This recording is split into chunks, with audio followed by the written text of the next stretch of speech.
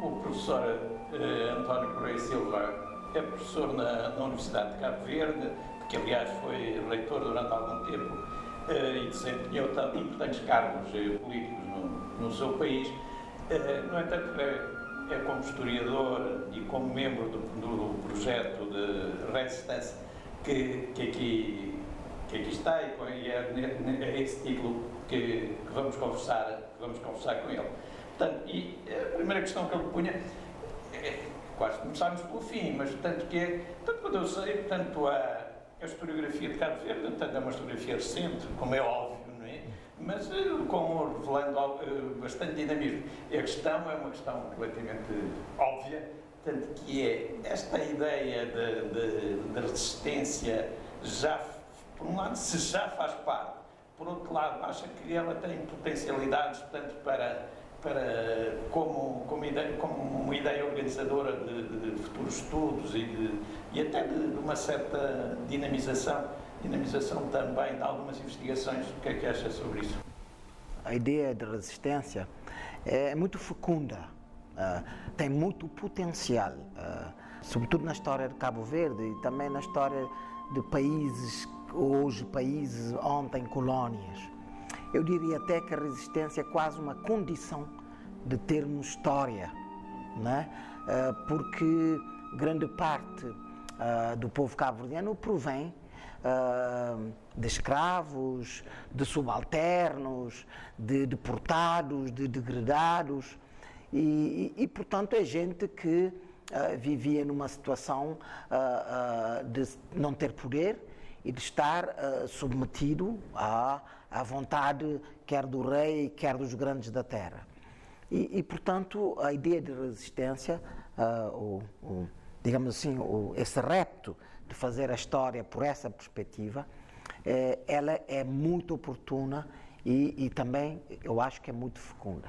Ao longo da historiografia cabo-verdiana, que é uma historiografia recente, apesar de alguns livros virem já do século XIX, etc., mas como estudos é uma historiografia relativamente recente, já se tematizou, não é?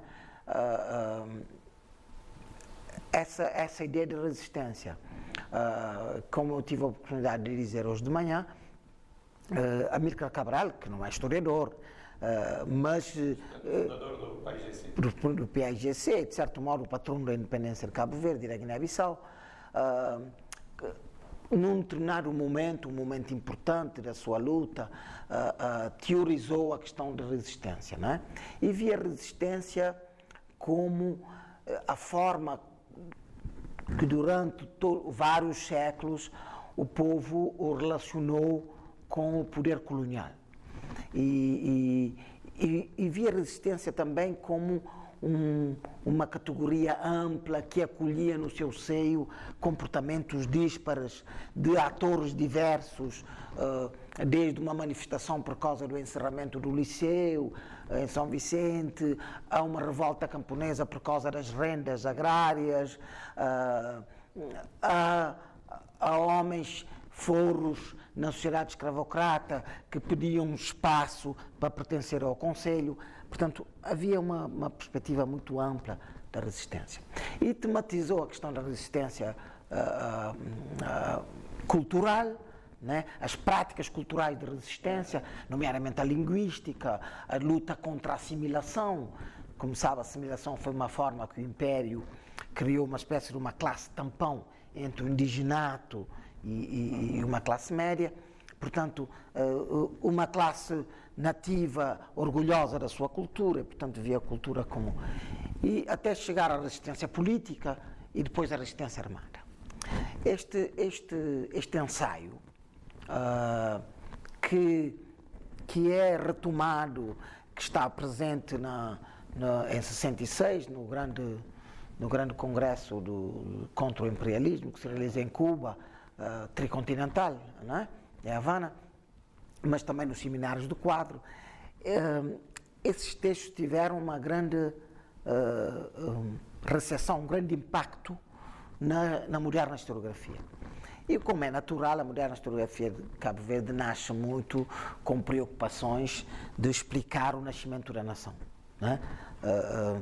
existe por todo o lado um casamento entre a história e o nacionalismo. E essa história que renasce depois da independência tem esse repto de dar conta de como é que nasceu a nação. Se Amílcar Cabral fez esse texto na perspectiva de desnaturalizar o poder colonial e não apresentá-lo como algo que ao seu tempo foi problemático, uma espécie de contra-hegemonia, e também numa perspectiva muito estratégica de ver na mobilização quem era quem, com quem podia contar, os historiadores pegavam nisso para enquadrar todo um processo histórico que afinal não era tão disperso, caótico, era um processo teleológico que caminhava por um fim apoteótico que era da independência, não é? E esse construto mental existiu por alguns historiadores logo depois da independência. E se de facto teve seus ganhos de inteligibilidade sobre a história, trouxe obras novas, mas por um lado foi uma força parteira da moderna historiografia, mas por outro lado foi algo que mutilou a complexidade da história, né? E eu recordo que alguns historiadores, como Daniel Pereira, Carlos Lopes Pereira, etc., tematizaram muito essas questões. E, no final dos anos 80, a classe política em Cabo Verde entendeu que isso não satisfazia, não satisfazia, que era necessário criar uma história que, ainda que não fosse o canto da glória da nação, mas teria que ter uma história que se pudesse converter em material didático, que pudesse criar inteligibilidade sobre vários aspectos do país. Lembro-me que na altura havia processos como reforma agrária, reforma administrativa, etc. E as pessoas diziam que era necessário uma história para perceber a estrutura fundiária do país. E então, curiosamente, essa mesma classe política nacionalista, etc., entendeu que se devia solicitar a cooperação com Portugal, imagine só, com Portugal, para se fazer uma história geral de Cabo Verde, porque havia o know-how em Portugal, mas também os arquivos e tal. E o anúncio deste projeto transformou-se num escândalo. Num escândalo e num debate aceso, um debate público muito aceso, nos jornais de caráter político. Aqueles que se opunham à iniciativa da História Geral de Cabo Verde dizia que o que se pretendia era uma história dos portugueses em Cabo Verde, não uma história de Cabo Verde. E com a resistência se fazia a verdadeira história de Cabo Verde, portanto seria sempre uma falsa história. Etc. E compôs uma equipa binacional, com sede em Portugal, e houve aí um ganho significativo da historiografia. Portanto, o António fez parte também dessa... Eu fiz parte, sim. E, de facto, essa historiografia que sai da História Geral de Cabo Verde, não só nos volumes, como nos diversos artigos e obras colaterais, digamos assim, à História Geral de Cabo Verde, vão esbater um pouco o paradigma da resistência anticolonial como a grande chave de interpretação do processo histórico cabo-verdiano. Porquê? Porque pluraliza os atores na história, as motivações para as resistências, para as revoltas, para os protestos, e começa a haver vários processos que não necessariamente sejam proto-nacionais, sejam arquétipos proto-nacional, não é? Logo no início da colonização, também nos séculos XV e XVI, quando se dá, portanto, o início do povoamento das ilhas, em que a maioria da população são africanos escravizados, portanto, há também resistência da parte desses escravos serem introduzidos nas ilhas?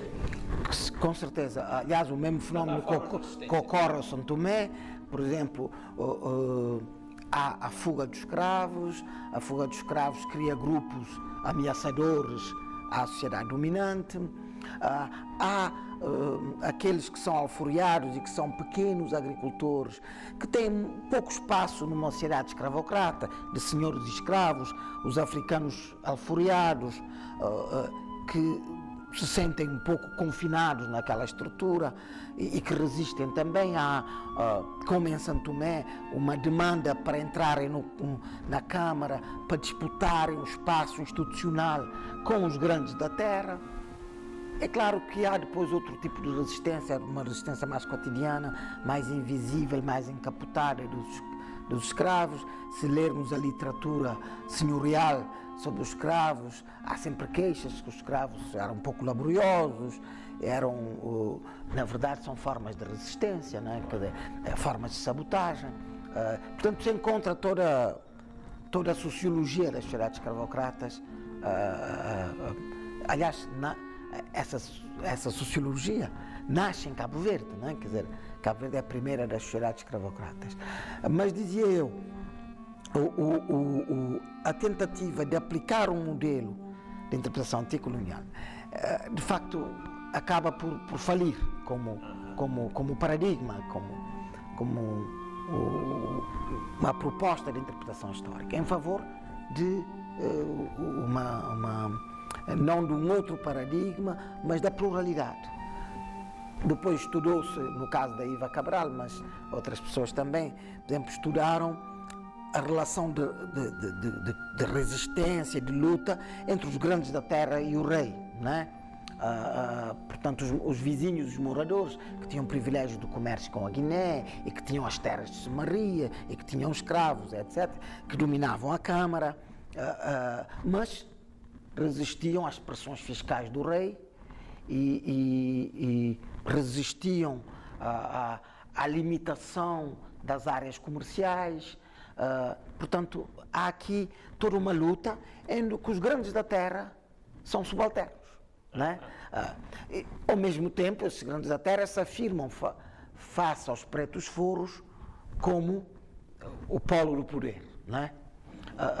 Quero explicar que há aqui uma complexificação do cenário e a nova historiografia entende isso, e que nem sempre as motivações são de luta anticolonial, não é? Inicialmente, estava a lembrar, portanto, eu conheço melhor São Tomé que Cabo Verde, mas estava a lembrar, portanto, que em São Tomé, desde muito cedo, portanto, os mestiços conseguem ocupar não só praticamente todos os cargos de administração, portanto, desde a não ser aqueles que são nomeados diretamente por Lisboa, como lugares na Câmara.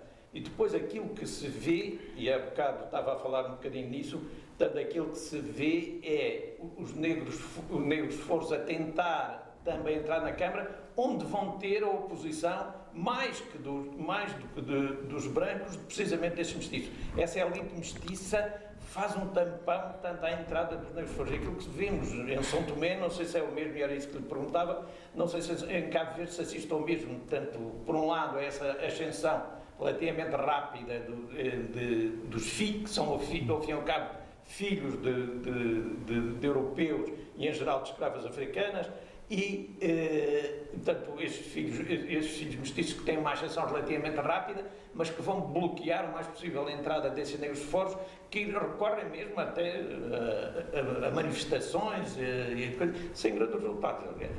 Pois, em Cabo Verde há isso, mas a mestiçagem, no século XVI, ela acontece de diversas formas. Quando grandes proprietários, armadores, têm filhos mestiços que legitimam, e há um conjunto de rituais da sua assimilação à classe dominante e branca. Esses mestiços têm um comportamento de demarcação, quer de outros mestiços, quer dos pretos forros, né? E há André Alves de Almada, o primeiro escritor que escreve o Tratado Prático dos Jus da Guiné, é um desses mestiços, não é? Portanto, há E muitas vezes também há mecanismos de evitar que esses mestiços casem com mestiços ou com negros. Por exemplo, eu analisei vários testamentos, por exemplo, quando os grandes senhores tinham filhas mestiças, o que acontece muitas vezes, deixavam no testamento a seguinte exigência: se casar com um homem preto, que o dela não espero, fica deserdada. Não é? Quer dizer, portanto, há mecanismos de defesa racial. Não? Pois, ver isto, uma luta, um padrão colónia-metrópole, é difícil. Outros estudos também interessantes são de ver a luta dentro do próprio Estado. Não é? Isto é, não ver o aparelho do Estado como o braço da metrópole na colónia, mas ver o aparelho do Estado como algo poroso, em que permite aos diversos atores penetrarem o aparelho do Estado e de rentabilizar os seus interesses e disputar os recursos no quadro do Estado. Há um trabalho da Zelinda Cohen que parte de uma tese, controle e resistência no funcionalismo régio, em Cabo Verde, que tem essa perspectiva. A luta pelo provimento de certos lugares, tudo isso são lutas que não são necessariamente entre metropolitanos, reinóis e pessoas da ilha, mas são lutas que dentro do próprio Estado, para que diversos grupos rentabilizem não só recursos económicos, mas mais recursos simbólicos. É claro que na história de Cabo Verde também há processos de resistência do mundo agrário, do controle da terra e do controle da água. Né? Eu, particularmente, no quadro deste projeto, vou estudar a transição da sociedade escravocrata para a sociedade camponesa, onde há uma forte pressão da classe senhorial, escravocrata, terratenente, sobre os pretos forros, muitas vezes ex-escravos evadidos nas montanhas, etc., na tentativa de os assalariar, de converter essa reserva interna de mão de obra, uma vez que Cabo Verde tende a desarticular-se das redes de tráfico de escravos, porque o tráfico se dirige a mercados muito mais remuneradores e, portanto, há uma tentativa de conversão de uma agricultura escravocrata, mercantil, numa agricultura de mão de obra livre assalariada. E essa pressão tem desde já uma pressão económica, com o estabelecimento de salários atrativos. Por outro lado, tem toda uma parte ideológica de lutar contra o modo de vida do homem livre, que é visto como inútil, não tendo utilidade para a República, não no sentido atual, mas para a República, não tendo utilidade para a religião e nem para ele próprio, segundo diziam os senhores da terra. Portanto, tudo isso ilegitimando as formas de viver independente, da subsistência nas montanhas, mas para contribuir para a riqueza geral, trabalhando como assalariado, a jornal para os grandes. Não conseguindo isto, mas há toda uma produção ideológica que criou o tal mito do vadio, do homem que não tem, que hoje é dito como o homem de Santiago, na generalidade, mas era o ex-escravo liberto que não tinha utilidade do ponto de vista de uma racionalidade mercantil escravocrata. O vadio é exatamente o quê? Sim. É o homem que não trabalha para a plantação. É o homem que trabalha para si próprio e, portanto, trabalhar para si próprio não conta. Para trabalhar para si próprio não contribui para a res pública. E isto... Mas do ponto de vista jurídico que não tem propriedade reconhecida. É foro.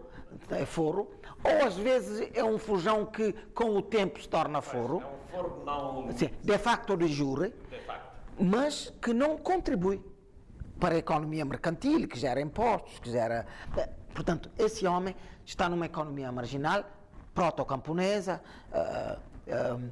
E isto é ilegitimado. E, portanto, há toda uma estratégia ideológica de desvalorização. E a volta à ideia que o preto foro abandonado sobre si próprio voltava à gentilidade, voltava à sua condição de negro africano, aprisionado, etc. Portanto, o século XVIII cabo-verdiano é muito marcado por isso, e no fracasso dessas tentativas ressurgem tentativas de reescravização.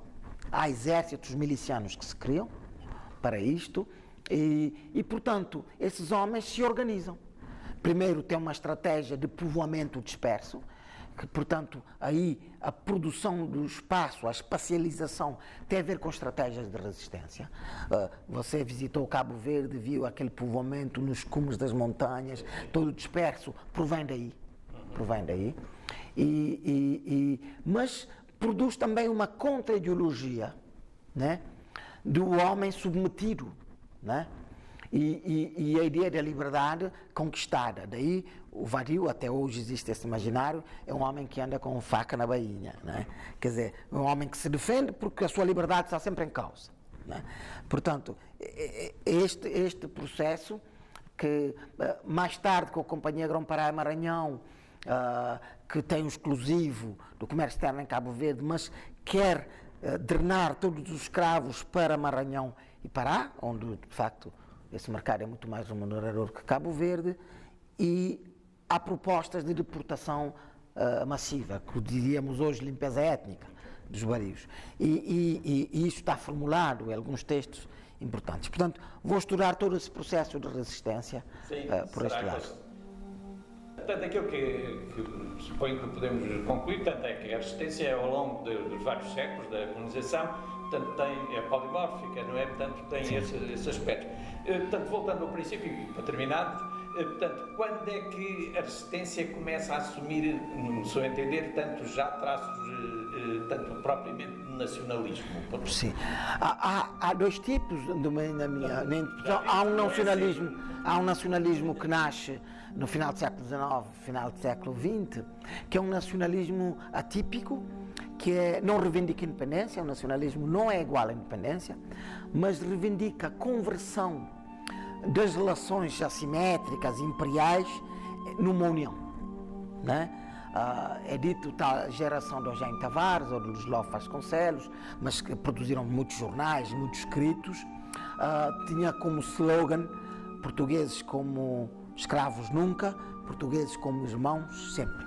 Portanto, o que propõe é converter, fazer que toda essa estrutura imperial se converta numa união sem leis de exceção.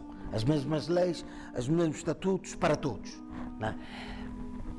Do meu ponto de vista, trata-se de uma posição nacionalista, de certo modo, onde, dentro desse império, o estatuto político era igual, mas teríamos direito à diferença cultural. Não é por acaso que os primeiros textos que defendem o crioulo, a etnografia da condição de Cabo Verde, não como uma sublíngua, não como subcultura, mas como uma cultura integrante do grande mosaico que pode ser o Portugal pluricontinental. Depois, com o fim da Primeira República Portuguesa, que cai esse ambiente de liberdade, de debate, de contestação, há um nacionalismo que surge pela literatura, que reivindica a autonomia literária, a especificidade cultural, né? Mas ela não é independentista. A formulação do nacionalismo como a independência política, ela surge relativamente tarde, ainda que com antecedentes, quer Luislove Vasconcelos, alguns nos momentos mais duros da monarquia constitucional ou da República, a propósito da crise de Cuba ou de Filipinas, etc., fizeram referências, mas são referências mais utópicas ou escatológicas. São movimentos intelectuais. Sim, mas o momento surge com a geração da Amílcar Cabral, que se socializa em Portugal, com estudantes na Casa do Império, etc., que no quadro de um pan-africanismo nascente, etc., formula a ideia de uma ruptura pela independência. Portanto, seria uma atitude anti-histórica, promover o anacronismo, ver o nacionalismo independentista ao longo da história. Não é? Ela é datada e tem um contexto, é nesse contexto que ela surge. Obrigado, António. Foi um prazer. É que agradeço.